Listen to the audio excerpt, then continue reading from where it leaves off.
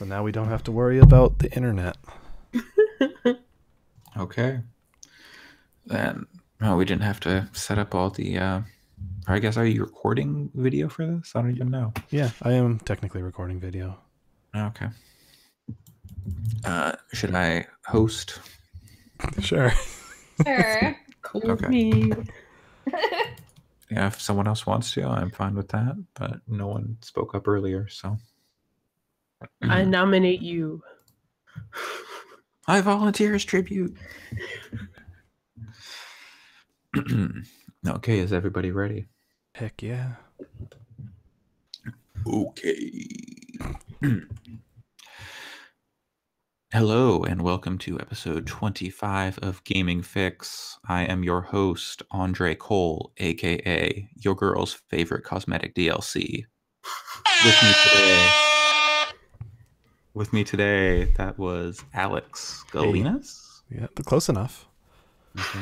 I'm sorry, Allison Saigan. That was close enough, Saigan. Yeah. Okay. Close enough. And Erica Hernandez. You got that one. Yay. Missing today in action is our best boy, Pat Cotter, and Sam Harrison. Pour one out for those boys. The best boy and the slightly not so best boy. I think that should remain his permanent nickname. Yes, please. The slightly not so best boy. Yes. Yes. He's Okay. been trying to call himself a chairman, but I like slightly not so best boy better. I do too. I think that we should keep it. I'm writing it down. Yeah, so we're going to talk about some games today. After E3, we're kind of back to our standard operating procedure. So, Alex, would you like to share with the class what you've been playing or consuming media-wise? Sure. I mean, it hasn't been a very heavy video game week. The most video games I played this week was about 2 hours of Overcooked in preparation for the brand new Overcooked, which will be coming out sometime. I haven't actually looked at the release date for that. Have you guys?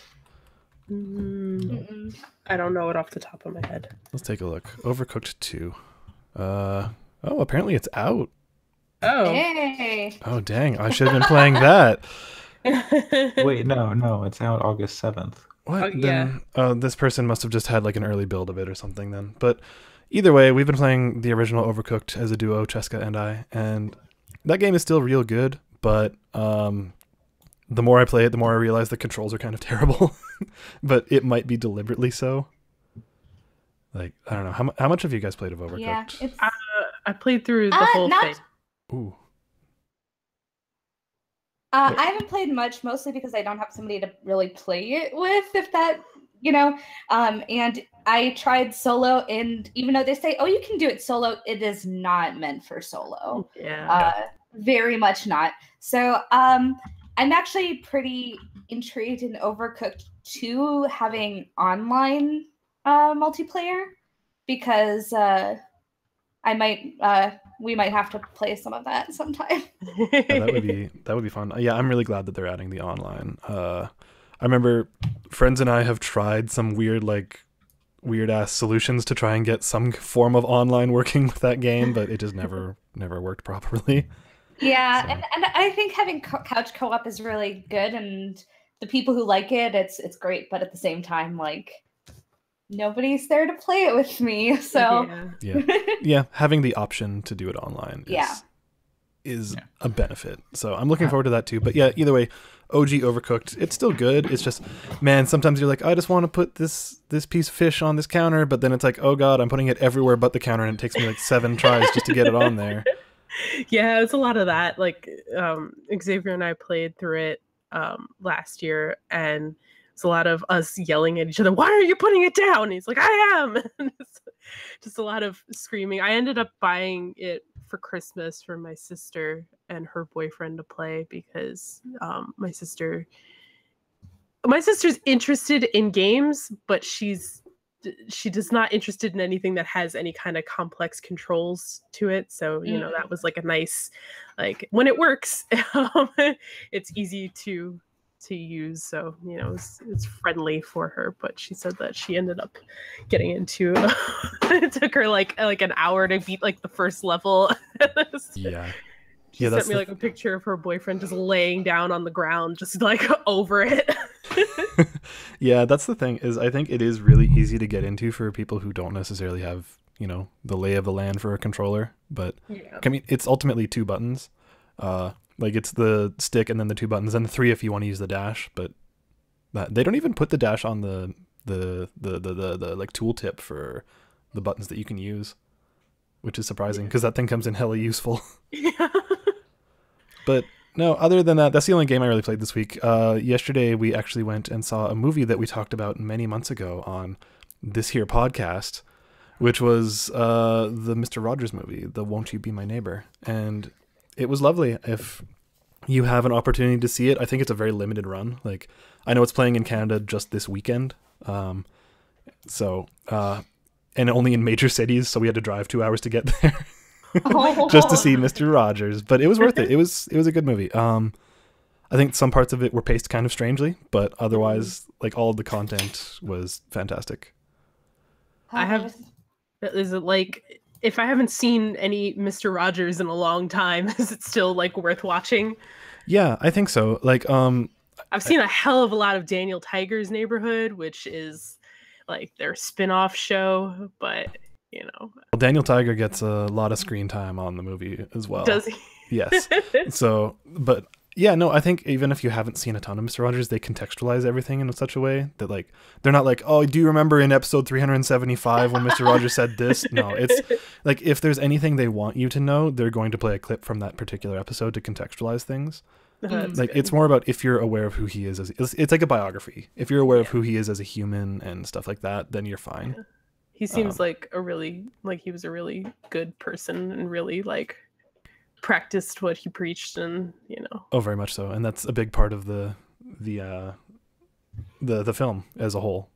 It's I would say that is a very solid movie, and that you should see it if you have any sort of affinity for Mr. Rogers. Does it touch on like his testimony to like Congress and stuff about like public broadcasting and stuff? Yeah, it has a whole section dedicated to that, actually. Oh, cool. It has a section dedicated to his chatting with the fellow who was confined to a wheelchair and who ended up surprising him at the Golden Globes. Like, it has stuff talking about how after, I think it was it JFK? I can't remember who got assassinated, but he had a whole episode that was about assassination, and he talked about when he was brought back on air to talk about 9/11 and stuff like that. So like they touch on some of the more serious stuff. But yeah, it's good. I did not know Mr. Rogers covered either of those topics. Yeah, he covered some dark topics. It was actually pretty fascinating. But yeah, other than that, watched that movie. Been watching a crap ton of anime. Erica and I have both been watching My Hero Academia. Have you seen today's episode, Erica? Yeah, I did. It was really good. Yeah. Like, it was 90% talking, and it was totally needed. Yeah, it's 90% bowing. Yes, there was a lot of bowing in that episode.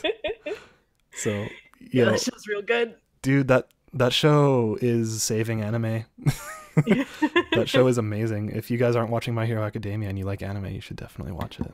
Yeah, even if that's not like your usual type of anime, this is a very good, well-paced, like, there's no filler episodes really at all. It's really tight and excellent. Tell me what the guy with the hair, he doesn't try and get his driver's license? No, he doesn't. It's like the famous Dragon Ball Z filler episode. Oh wow, I forgot about that. It also there's no beach episodes. There's nothing like that. Piccolo delivers the sickest burn to Goku. It is the most savage beatdown in that entire series. When Piccolo's wearing like normal human clothes, and Goku's like, well, geez, Piccolo, where'd you get those? And he's like, your wife gave them to me. She got them out of the door closet. Oh my god, I didn't know that. That's amazing. That's beautiful. The series should have ended right there. Goku was savagely defeated. His power level doesn't even matter at that point. But yeah, been watching My Hero Academia. Also been watching this other show. I won't give it much time, but it's called Hinamatsuri. Erica, you might, or sorry, actually Allison, you might like that. It's another slice of life, but it's really bizarre and it's mostly comedy. Okay. But Slice of life, but bizarre. I like that idea. So I'll try not. I think it's good going in with no context, but it's basically about this alien girl who shows up out of nowhere who has all these magical powers, who just happens to appear in this Yakuza member's house. And so she's like this child and he's a Yakuza dude, and then it's really strange, but it's great. I might have to check that out. Can we get that as a spin-off in the Yakuza series? Man, it would work God. very well. Yeah, so Hinamatsuri, check that out. My Hero Academia, check that out. Won't You Be My Neighbor, check that out. Overcooked? Overcooked, it's fine. Wow. Okay. So next on the docket then is Allison. What have you been up to? I've been playing just for the past couple of days. I've checked out the Splatoon 2 Octo expansion. So I have been a pretty casual Splatoon fan. Like, I play it every so often, but I'm not one of those people that's playing it constantly. But I've been really enjoying a solo expansion. So basically it's a bunch of solo levels where you're playing as one of the Octolings, and you have like little individual, they call them tests, so my brain automatically goes to Portal, but it's basically it's set underground, so like on a subway or a train station, on a train, and so you go to different stations and each station has its own little test. So they're pretty short, they're pretty bite-sized. Like, maybe they'll take a few minutes to complete if you do them well, but doing them well is kind of the problem, because it's pretty hard, you guys. Yeah, so it's I don't know how many of you have played the Splatoon solo content, but it's basically for both the first game and the second game, the solo single player campaign was essentially just a giant tutorial. Like, let's show you how to best play the game, which is fine, and it's pretty fun, but it's pretty easy. Whereas this is very is a lot harder than I think I thought it would be. I'd seen some people say it was tricky, but I'm playing it, I'm like, this is actually pretty dang hard. Like, I was a couple of levels into it earlier yesterday, and I just kept dying on the same thing, because it's but I think it what it does really well is using Splatoon and just doing a very interesting, like, things that I hadn't even really seen with the game, because the challenges are pretty widespread, and they deal with pretty different mechanics, but still with Splatoon mechanics. Like, for example, there are times where you might be, say, like, just using the like the thing where you hover, basically. I'm blanking on the name of it, but so you have to kind of hover through the entire level. One that I'm playing right now, and that I'm not doing very well, is that you have very, very limited ink, so you have to try and navigate around the world with, like, basically half a tank of ink, and you can't replenish any of it. And there's other ones where you have to, like, navigate a ball around the course with your ink, so you're just trying to, like, shoot it, and it's going everywhere, and you're like, no, back into this corner. So it feels very like it's really testing your skills at Splatoon. And since I'm a pretty casual Splatoon player, it's trying to make me a better player, which has been fun. It also feels like there's a lot in there, because I think it's about 80 levels, at least from what I've seen. So there's actually a fair amount of content for the $20 the expansion cost. So if you like Splatoon 2 and have Splatoon 2, I definitely recommend it. But it's a little bit of a challenge, so that's been fun. That's cool. How many Like, does it have a ton of unique mechanics that haven't shown up in like previous Splatoon content?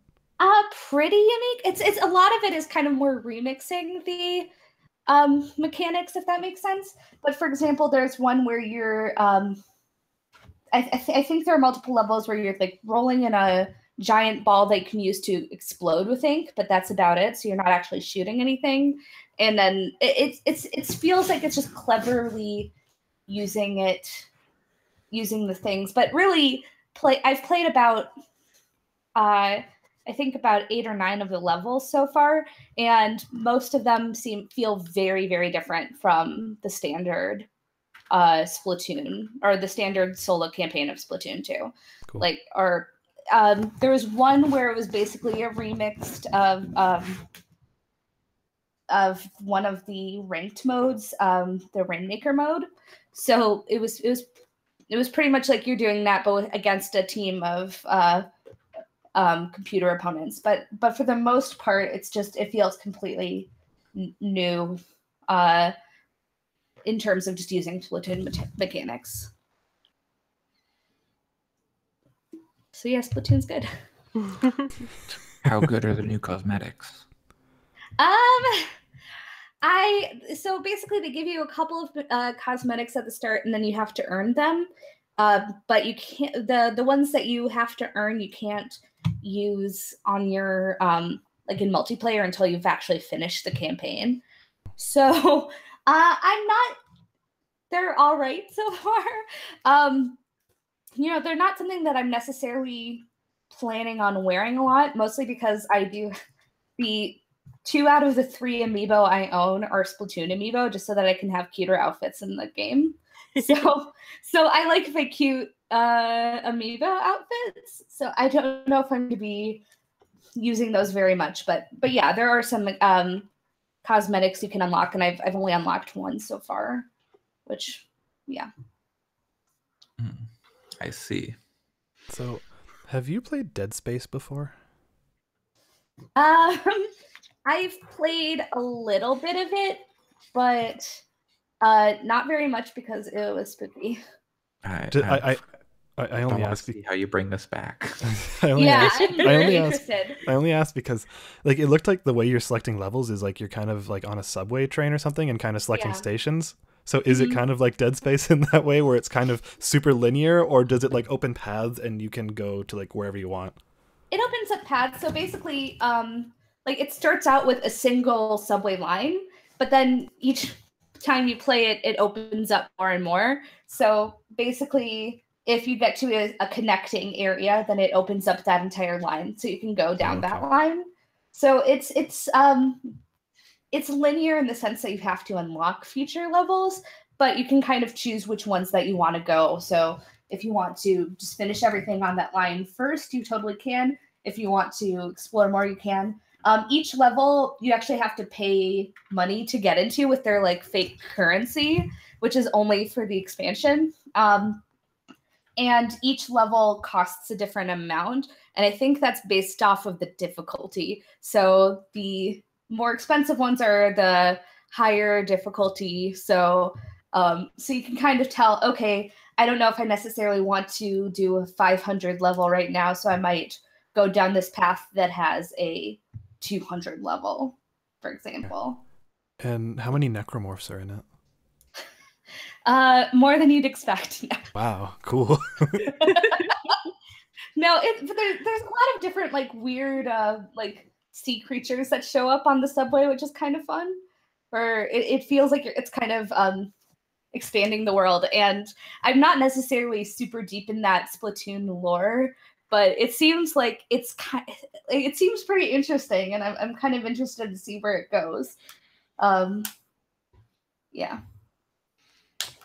Well, speaking of octopuses traveling down a subway, Erica has been playing the most innovative shooter in years. Oh, wow. Yeah. I love that transition so much. So yeah, I played a little bit of SUPERHOT VR today. That game is real cool. Did you I played. Oh, sorry. Sorry, yeah, no, I was gonna answer your question. I'm assuming that yes, I played SUPERHOT when it came out, but you know, I played it when it came out, so it was, you know, it's been a little while already. But that game is, I mean, it looks like regular SUPERHOT, but it feels different, you know, because it's like I saw it described as a John Wick simulator, and I feel like that's a really good description for it because you feel super cool doing everything in that game. I did have a lot of tracking issues, but that might just be my setup is not great. I know that this is kind of a me problem, but my ceilings are 6'3", so I have really low ceilings, and in a lot of VR games, I punch the ceiling a lot, like really hard, and I did not have that problem with this game. So I will say that it's been very like down or forward, and not really up, which was nice. I did punch the screen once though. What VR solution are you using? I have an Oculus, and yeah, it's hooked up to my husband's computer. So his computer is like in the middle of our living room, and which is where I'm sitting right now. Actually, he's like his computer's right next to me. But I don't know if you could see behind me. I have a gigantic guinea pig cage. So you know, like it's a lot of like me accidentally bumping into that and like hitting a chair. And like I live in a very tiny apartment, so it's not really the best for VR, but I would say that this game is probably one of the better ones in terms of like I don't need to turn that much. I need to take like maybe 2 or 3 steps. Like it's not that serious. Yeah, I mean, it's not, you know, it's not like a game that I could sit down and play. Actually, there is a point where it tells you to specifically sit down during the game. It's to like duck behind something. And I actually did sit on the floor and I broke the whole game doing that. So maybe don't sit when it tells you to sit. But yeah, it's really cool. It does like a cute, you know, VR inside of VR type thing, which is adorable. And yeah, it's I also there's like a point where they want you to like jump off of something, and I was like up against the desk and I couldn't like take a step forward to like jump off of the thing I was supposed to be jumping off of, and like it kind of glitched out on me a little bit, but eventually like I leaned enough that it kind of registered what I wanted to do. But I don't know, it's a little janky, but like I said, that might be just my setup is a little janky. Like I had a lot of trouble picking things up with my right hand for whatever reason. So I'm thinking that that's a me issue and not like an everybody issue, but it's really fun. It's really cool. I'm excited to play it again. It's short. I also watched somebody speed run it. Somebody who's way better at the game than I am, like speed running, and I feel like I maybe like got some cool tips on like how to be better at that game, which I want to try out. But that's pretty much all I've been playing. I've also been watching a lot of anime.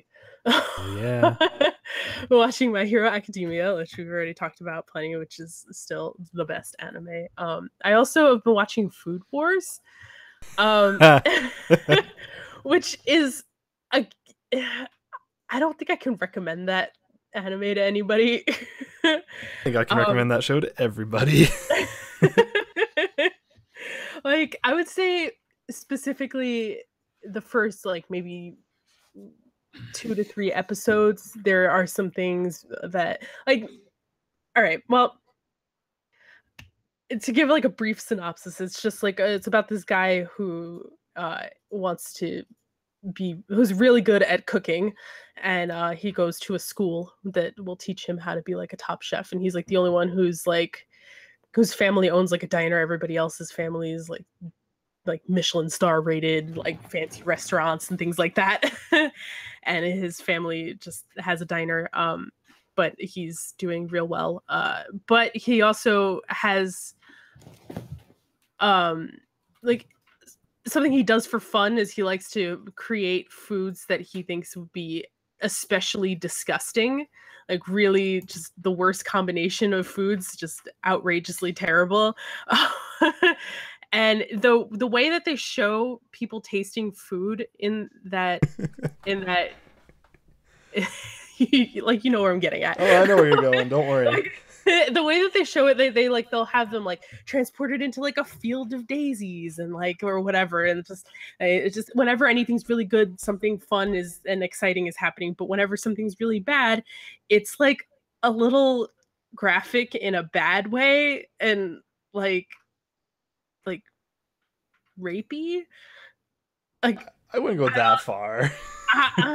That first episode when she was eating like peanut butter and squid or whatever, they like opened her legs and then showed like tentacles, and it was just like it didn't look right to me. So I don't think I can recommend it to anybody, but if you can get past the first 3 episodes, if that's something that doesn't bother you, and it bothered me, but I pushed past it, it definitely gets better in terms of those types of things. But I don't know about it. I don't know how much.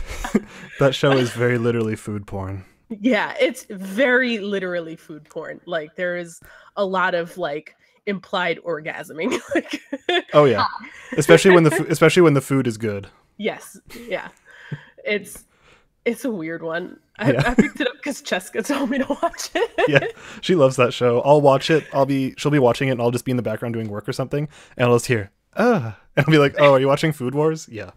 The food all looks really good. Like I don't know, if anime food normally looks really good, but that one looks really, really good. Yeah. I would just want to eat one thing that's as good as they seem to think every food is in that show. But I want to have that experience just once. On that note, are all the levels in SUPERHOT VR original, or are they from the original game? I think they're original. Yeah, I think they're original. I'm pretty sure. Yeah, that's they what are. I've because you can't like you don't move really. Yeah. You do a thing and then it will you hit a thing and then it moves you. So you just kind of turn. You don't have to walk around really. Yeah. I will say too that there's like another mechanic that I don't think was in the original game where you you hold down all the buttons on the controller and it like sends like a weird force on like some of the guys, and like I had a lot of trouble getting that to do anything. Got it to work successfully like twice, but I don't know. It's weird. Like if the people are too far away, you could just like I don't know. It's like just like a weird beam that comes out. And also if a bullet is coming straight at you, I find it a little bit hard to see because the red trail is like behind the bullet, so you can't really see it. But I still felt hella cool dodging him. Did you ever have the gun in like your right hand and then throw it to your left hand and like spin around and do cool shit? I found out a little bit later in the game that you can take the guns from level to level if you re-grab them really quickly at the end, like when you have to like grab like this pyramid to move to the next level. So if you grab the pyramid while you're holding a gun and then immediately re-grab, you can like hold your gun for like the next level. And so that felt pretty cool because it'd be like levels where you're not supposed to have one. And but I don't think I did any cool like flipping between the two, like juggling or anything, but maybe my next playthrough, because I'm gonna get right back on that as soon as we're done here.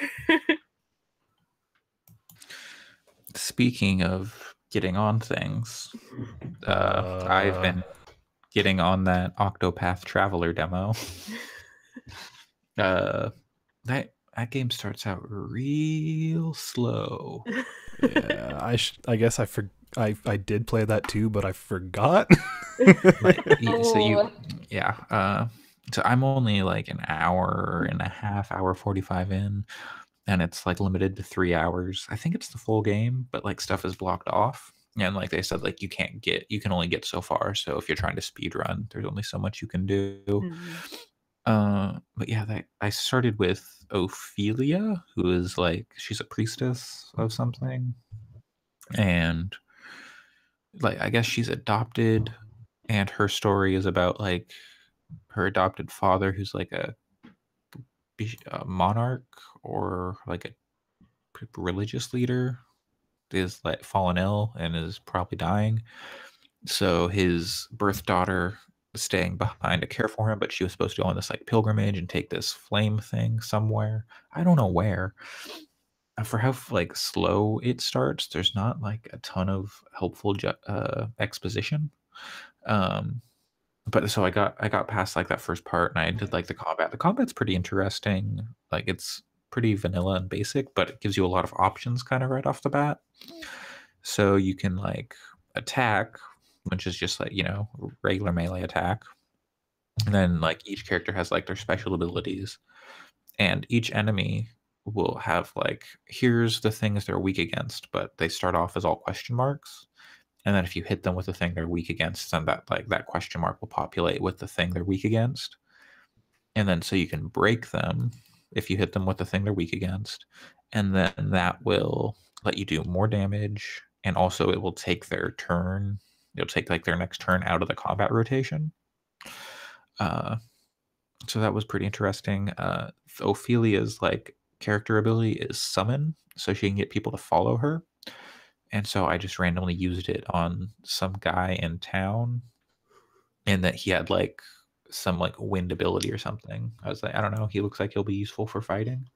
So he was following me around, but then when I went into combat, he wasn't there, because you have to use the summon ability in combat to like bring them in, and you only get like 6 to 8 like summons per character, I guess. And then maybe you can go back and like reuse your ability on them. I don't know. But it was good that I used it on him, because he ended up having like wind abilities, which the boss in like the first cave was weak against. And I didn't have any wind abilities myself, so like using that like actually made that fight pretty easy, and like so that felt cool. I was like, oh hey, I figured something out without meaning to. And then after that, then you like get to go out into the world and start like meeting other characters. And I met like the hunter person, and there's a lot of old English in this game. Yes, there I is. don't even know if it's like, some of it doesn't even look correct. No, what's like, weird? What? I thought that summon thing was a unique character trait to Primrose. So yeah, there are two. Some of them are doubled up. Like Ophelia and Primrose both have it, and then I think there's like one other that's doubled up. Okay. But yeah, when I was looking through the characters, I was like, huh, that's weird. But yeah, so The game looks real nice. It looks amazing. It looks It really is good. super gorgeous, but it is hella boring. So That's a shame. how far did you get in, Alex?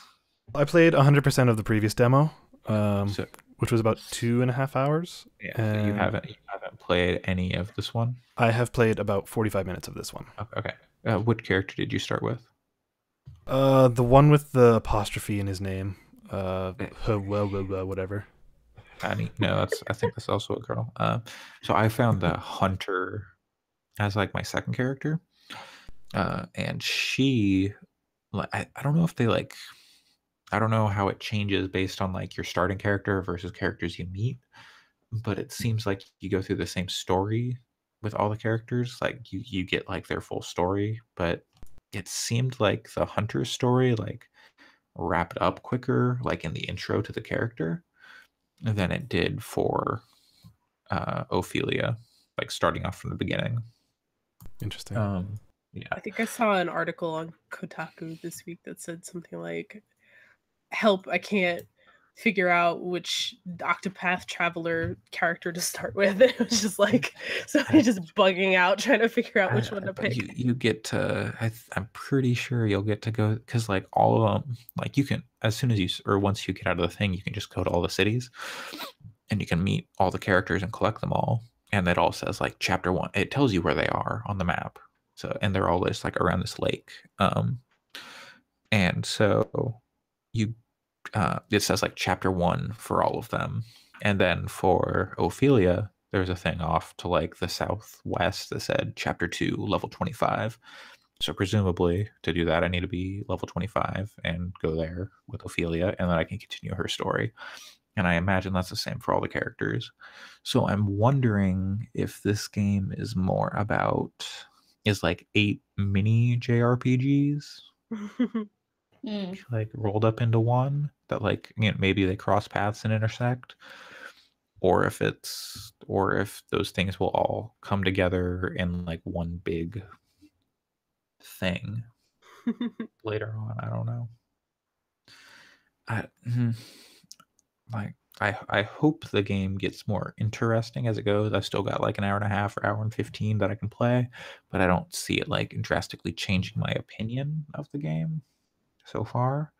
Or I think it looks beautiful. I'm playing it in Japanese or with like the Japanese voiceover because like the old English is just too much, and the English voice acting in the first demo was not the best. It wasn't terrible, but it just kind of left something to be desired. Yeah, I don't know. I hope that game's good. Comes out right before my birthday, and like that's also right before summer vacation, so I'd have a ton of time to play. But I don't see that being the game I go for right away. That's not the one. Looks real nice though. Yeah, it does look real nice. I don't know. I was like, I don't know if I want to spend time on it though, you know? Yeah. And it's got random battles, which most game I haven't played like any like traditionally styled JRPGs in a while, but like after playing lots of games without random battles, it's like already a little annoying. But yeah, that's besides that, I've been playing a lot of Destiny 2. I just got my second character through like the story progression and did the second DLC. They just after you complete that game once, they should just let you like go straight to the end. They should make you play through everything again. Especially because yeah, I won't get into it, but yeah. Anyone pick up anything good on the Steam store or Steam sale? Not yet. I actually tried to buy Assassin's Creed Origins, but I found out that my laptop was not having it. Like my laptop has been good for all kind of even AAA games for the past few years, but I think that it's met its match. So I got a refund. So now that's my Steam sale budget. So I have to go and get some games. I don't know. The Steam sales have kind of lost their allure to me now that they're not 95% off all the time. No, Yeah. I can't get a game for like 19 cents all the time. Yeah. They don't have like the flash sale like for 6 hours or 8 hours only or whatever. That was fun. I mean, it was also like a little bit stressful because I would definitely be checking every single flash sale. Yeah. So I'd be like, gotta wake up, gotta like check the Steam sale. So I get why they moved to it, but at the same time, it's less of like an event and now more time to check out Steam games. But I love indie games, so I'm excited to pick some up. Yeah. I've been watching Mary Kish and Mike Mahardy play Resident Evil through their Resident Knievel series on YouTube, GameSpot, all that good stuff. Mary Kish, not very good at Resident Evil, but it's a like she knows she's not, but yeah, it's a fun video series. I maybe have some hearing loss from some screaming. But yeah, so that's like that series has me wanting to play Resident Evil 6 again.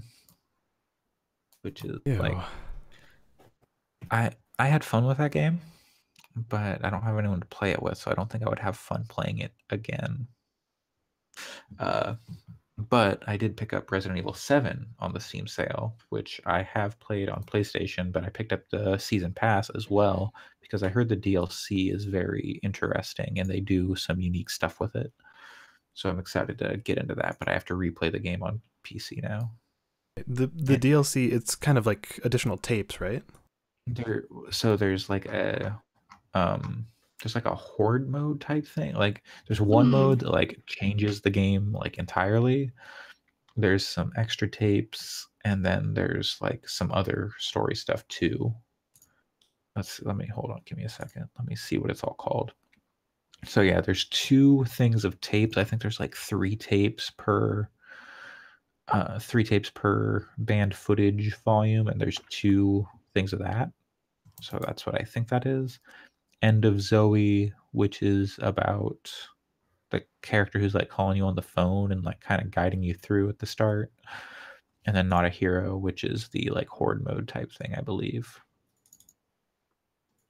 Yeah, so I'm excited to get to that, and I'll probably mess with that over summer vacation when I've got time to play through it all. But sounds like they did some cool stuff, so I'm excited about that because I think that game's really good. I watched somebody play it. Somebody actually from the Giant Bomb Facebook group on Twitch, and that game is too scary for me. Me too. I would suggest watching the Awesome Games Done Quick run from last year. It's fascinating. That's one of my favorite speed runs ever. I don't have a lot of speed runs I have rewatched, but I've watched that a couple of times because it's such a good run, and they have such good commentary too. It's just constantly fascinating.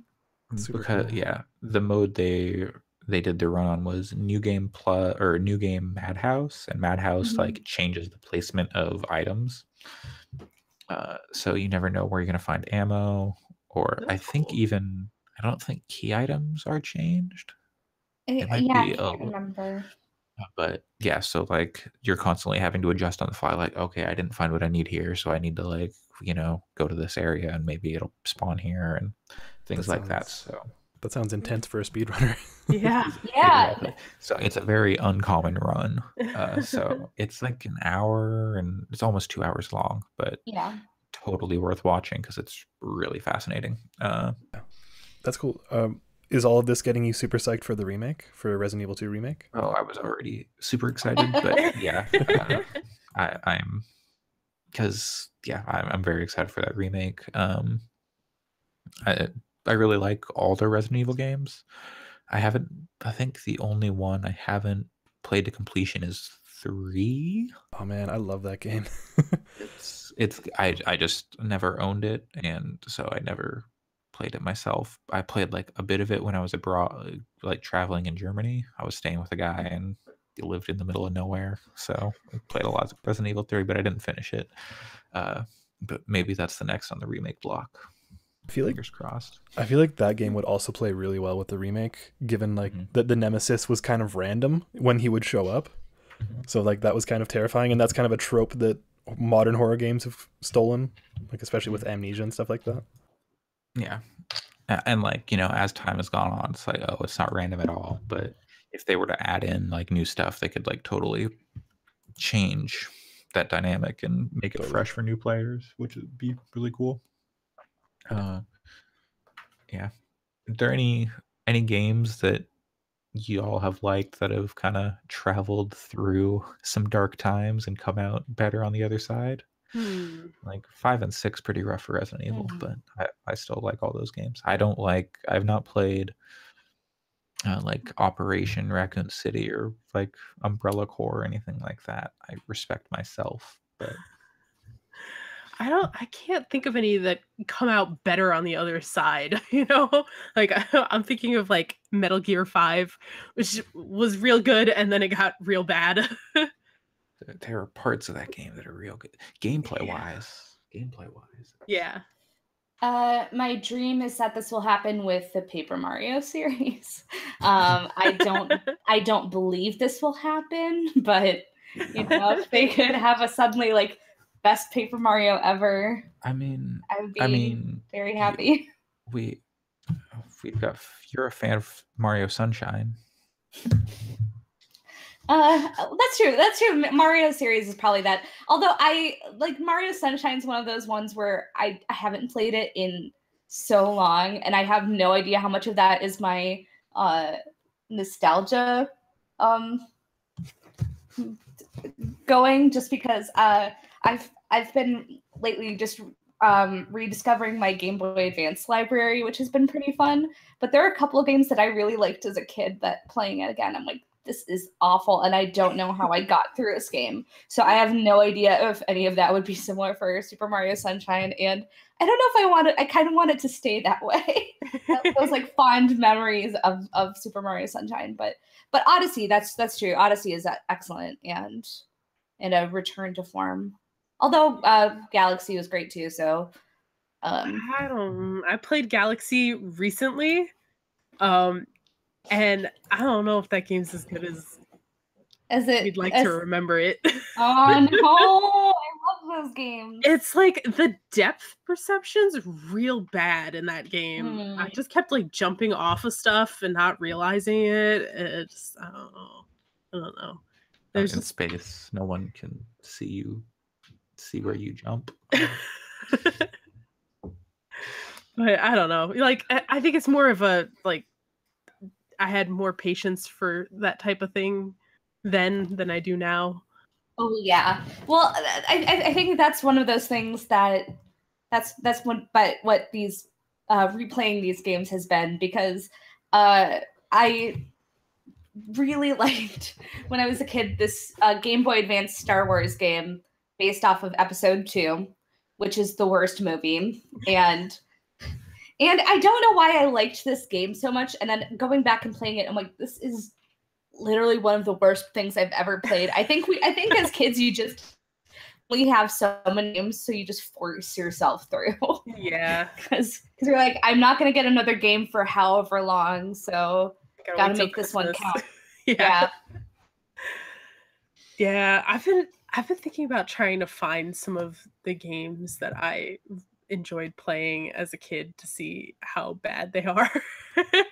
like I wonder if they're actually upstairs in like my old bedroom. I think I probably put a lot of hours and never finished I don't know if you guys are familiar, because I know Giant Bomb did talk about it at some point. It's Mary Kate and Ashley Magical Mystery Mall. Oh my god. That game my favorite. Real weird. I remember it being like thinking it was like some kind of crazy advanced game, because like you could pop the disc out and put your CD in and then like have them do like a music video to like your own song. And I was like, oh my god, how are they still playing the game? This is crazy. And I put so many hours into that game, but wow, that game, like thinking about what that game is now that I've played many other games, it's not good. I'm sure it's not good. But I don't know. The Mary Kate and Ashley made their money though. They made their money and got out. I respect it. Fair enough. Yeah. There are plenty of old PC games that were aimed at young girls that I played. Yeah. I had several Barbie games, so I'm definitely too.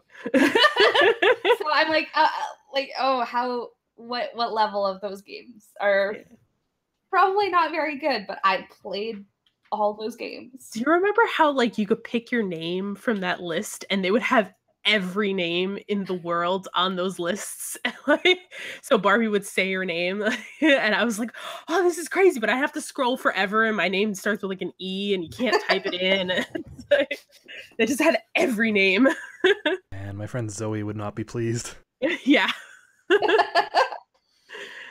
Yeah, it's just like the one line read. So I remember, like playing at my cousin's house. Her name is Catherine. Then you'd hear like the same line read of the name Catherine before like anything else would be like, Catherine, have you ever roamed around a carnival at night?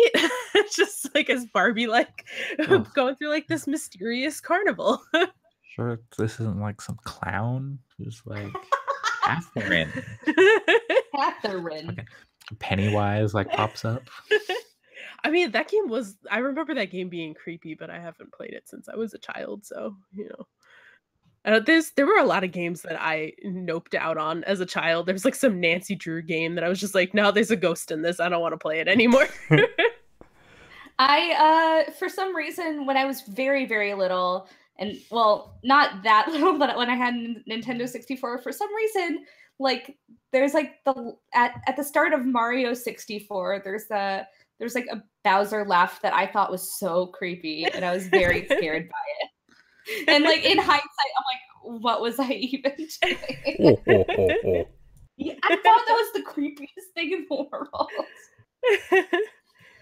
Speaking of noping the fuck out on stuff, I've finally quit Harry Potter. I quit a while ago. I haven't quite uninstalled it yet, but yeah, I haven't uninstalled it, but I rage quit and I haven't opened it again. What finally pushed you over the edge? Yeah, so I had this thing, right? I was supposed to like go. I don't even remember what it was. I think it was definitely in the greenhouse, and I had to plant something or grow something or whatever, right? And it was like an 8-hour task, and I had to get 5 stars. Oh no, it was a 3-hour task. I had 3 hours to get 5 stars in it, and I failed it a few times, just because I put my phone down and forgot, and so I failed it. I kept trying to do it over the course of maybe like 3 days, just because I just kept forgetting, and I just whatever. So finally I got through it, and I started up my next thing, and I quit. And then when I logged back in, it told me I failed like that greenhouse thing that I was doing before, and it like forgot that I finished that and started something else, and I was just like, I'm done. I can't do this anymore. That happened to me. Oh my god. I think that was part of what did it for me, was that and just saying I'm done. Yeah. It's not a good game. The story's interesting, but I don't think it's worth the really shitty gameplay, if you can even call it gameplay. Yeah, and just having to force your way through all of that. Yeah. Like I'll be interested to read a synopsis later of like what happened in the story, because I kind of got weirdly super invested in what was going on, but it's just not worth the energy, the mental fatigue. Yeah, literally the energy. Literal. Oh gosh. Don't spend money on that game. If anybody's ever going to play that, please do not put any money in that game. Well, there's a good chance it will break anyway. If you wanted to have a good time with that game, how much money would you have to put in? Like a lot. Way too much. That's the thing, is like it's like spending money is like, I don't know, was it like $3 to get like 50 energy or something like that? It's a lot of money. And that's not a lot of energy. Like 50 is not a lot. Like you would need to keep pumping in money every single task. Like there's very few tasks you can get through with just a full energy meter. You usually have to go back. I don't even know if there are any. You have to kind of constantly check in and churn energy, and which feels very odd considering like you'd think that you could do one task with like a full energy, but yeah. Like, and just, I don't know, a Harry Potter RPG just seems like such a good idea. It's just that this one is so shit. But yeah. What about a Harry Potter MMORPG? I just don't want to deal with other people. Yeah, I don't want to talk to anybody. Yeah. Let me play the 5th and 6th game on PC in an easy way. Mm-hmm. Do you guys ever have any of those old Harry Potter games? Yep, I had a lot of them. I had most of them. I definitely had one. I don't know if I had any. I had the PS1 game that was based on the book, not the movies. I had the first one on PC, the second one on GameCube, and I know that I had the 5th one on Wii, because you could move your wand around, and I was like, this is the future. This is it. The thing that I actually in my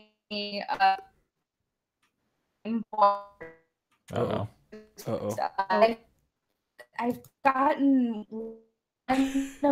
We're losing you. We're losing you. Game Boy Color games, which is actually a turn-based RPG. Remix. And actually, games are not very good, and I do not recommend them. Auto-tune the podcast. So just so you know, Allison. Like oh no! We caught about a third of that. Okay. The game. So you're saying don't play the Game Boy ones? Don't play the Game Boy Advance ones. I've heard that the Game Boy Color ones are actually pretty good. Yeah, I heard that too. Because they're turn-based RPGs. Whereas... I'm sorry. I think the Harry Potter 2 for the PS2 is maybe the first game I ever speedrun. Wow. I was like not even intentional. I was just homesick from school one day, so I just like did 100% completion run of that game. That's amazing. When I was sick. I've only played a couple Harry Potter games, and they were both the Kinect ones, which were basically Gears of War. I can't recommend them. I never played 7, which I heard was basically that as well. So I played 4, not so good. 1, 2, 3, 5, and 6 are the ones worth playing. My mom texted me a picture earlier today. This has nothing to do with Harry Potter. Great. Go on, please. It has to do with Game Boy Advance. But she texted me a picture of the Guitar Hero like peripheral for, is it a peripheral? I don't know. The little thing that you clip into the Game Boy Advance to play Guitar Hero. Oh, is that the one that you did on the DS? Yeah. It was a DS? Yeah, because you put the game in and then you use that in the Game Boy Advance slot. And you can... Is that what it was? It was like... All right. It's been a while. Yeah, with that weird grip thing and then like the pick that's like a little weird... Yeah, okay. Yeah. So it's like a weird stylus. Yeah, it would have to be. That was weird. But my mom's like, do you want this? I'm like, no. Man, I got in on like the ground floor of Guitar Hero. I was like the cool kid who had the first one. Because like my local Game Crazy had it. And so like I played it at Game Crazy all the time, which is like connected to Hollywood Video. If people don't know what Game Crazy was, it was like GameStop, but different because they're crazy. But yeah, so I just would go to GameStop or Game Crazy all the time and play Guitar Hero. I think I came in second in a Guitar Hero tournament there, which was bullshit because the first kid, he took off the guitar too early on a song. It wasn't over, but he thought it was because it was like a long like break, and then they let him restart, even though he made the mistake. Rude. And then I won a Donkey Konga tournament there. I got a branded folding stool. That's amazing. Yep. That first Guitar Hero though, that wasn't so amazing in retrospect. Every song was a cover. Yep. Was that the one that was published by Red Octane? I can't remember. Yeah. That was the Red Octane one. Yeah. But it was still like a lot of fun. I played that game a lot. Didn't it not have hammer-ons? No, I don't. Maybe not. I don't think it did. Yeah, I think that's what made it so hard for me. That's fair. The second one, I had the second and third games too, and those were real good. Yeah. And, like we got like the second controller, so like me and my friends could all play together and stuff like that. And then I didn't buy like Rock Band or Guitar Hero 4 or whatever. Oh, hello. Oh my god. Just have this on my desk. I was just gonna, for those listening to the podcast, Erica just whipped out a hella Guitar Hero guitar. Yeah, it's Rock Band, excuse you. But apologies. I tried to get it to work for VR today and it didn't work for me, so. VR. What? What? Yeah, it's they have a VR version of it. Oh, I didn't know that. Yeah, I don't know how good it is because I can't play it, but Xavier said it was real good. Sorry, They is should this? probably put Fantasia in VR. Oh, Yeah, man, that'd it's be good. essentially I think it just like shoots cool like sparks out of your guitar while you're playing. Is and, it? What? like, it looks Sorry. cool, right? Is this Guitar Hero or Rock Band? Rock Band, if you like play it in VR. It shoots sparks? Yeah, what does it shoot? I mean, that's not what makes it great. What makes it come in? Come in. Special guest Xavier. They're already they introduced you. You're on. By God, it's Xavier with a steel guitar. Come here. Okay, so tell me what makes Rock Band VR great. Thing song? Yeah, sure. Am I in the shot? Yeah, now you're on. Hi. Hi, Just- Xavier. Yeah, Rock Band VR isn't like regular Rock Band because, well, first of all, you can only do guitar, but when you do guitar, it isn't the note charts, whatever it's called. It's highway? actually, yeah, the note highway, exactly. It's this improvisational kind of thing where it just gives you like a fretting pattern that you can choose from. So you can either hit 2 of the frets or 3 or 4 or certain different combinations.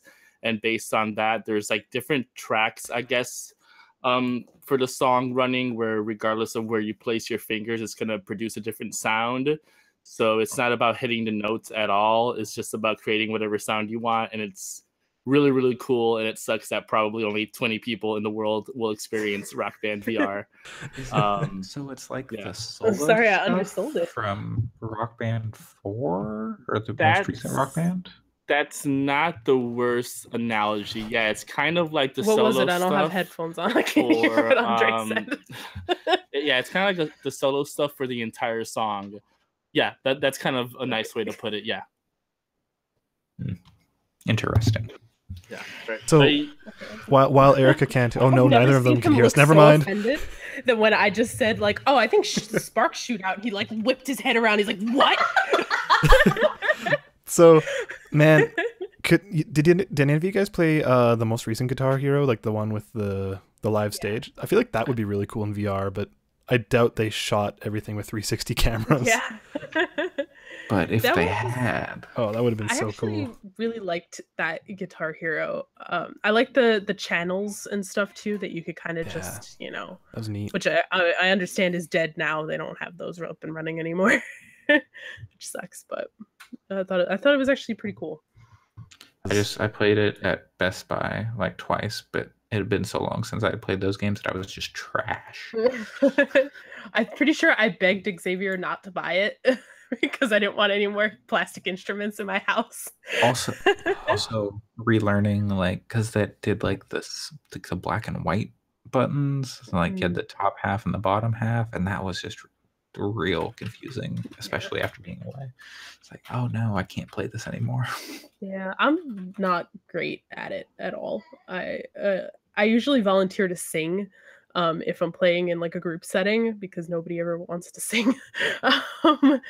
But yeah, like I'm not great at it mostly because I have a hard time like reaching for like the orange. I have tiny hands, and so I feel like I get really screwed up and have to like figure out where I am again. But I don't know. It's still fun though. I'd like to see this genre die though. Or have somebody do something completely different with it. I don't know that I want any more Rock Band or Guitar Hero. Like Beat Saber. Yeah, Okay. like that. Let me hit you with this idea. You're a DJ.